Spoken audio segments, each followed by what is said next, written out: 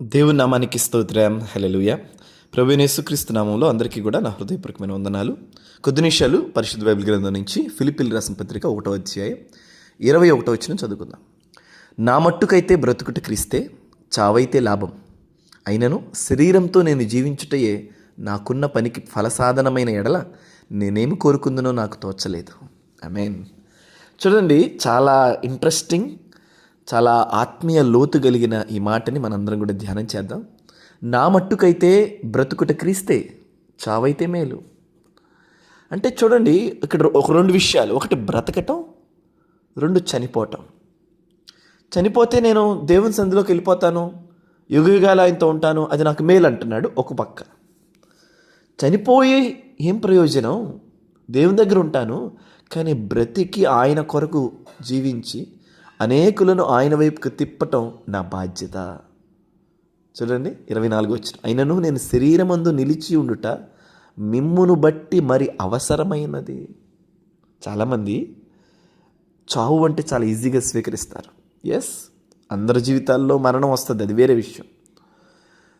ప్రభు సంధిలో ఉండటం మంచిది, హ్యాపీ అనుకోండి, నిజమే. కానీ దేవుడు ఇచ్చిన జీవితాన్ని యోబు అన్నట్లుగా ధాన్యపు పనులు ఇల్లు చేరినట్లు పూర్ణ వయస్సుతో నేను నిన్ను చేరేదా.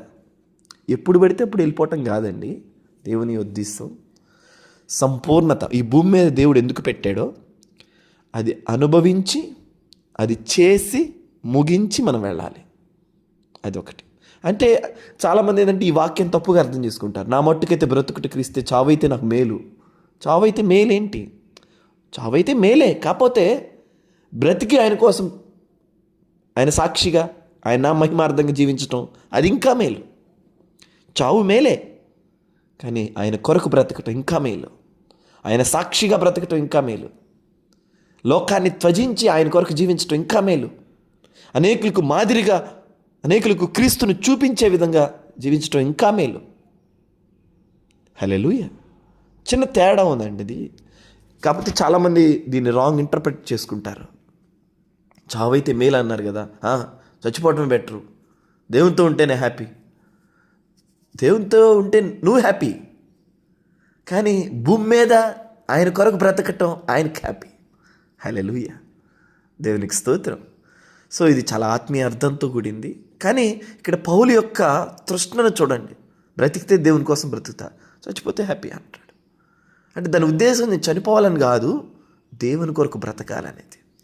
ఈ ఉదయకాల సమయంలో దేవుని వాక్యాన్ని వింటున్న మనందరం కూడా మన ఆలోచనలు, మన తలంపులు, మన పనులు, మన సమయం, ఎవ్రీథింగ్ దేవుని కొరకు అన్నట్లుగా మనం create చేసుకోగలగాలి.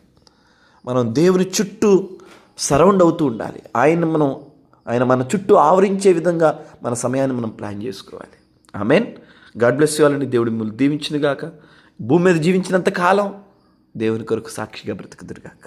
Amen. God bless you all.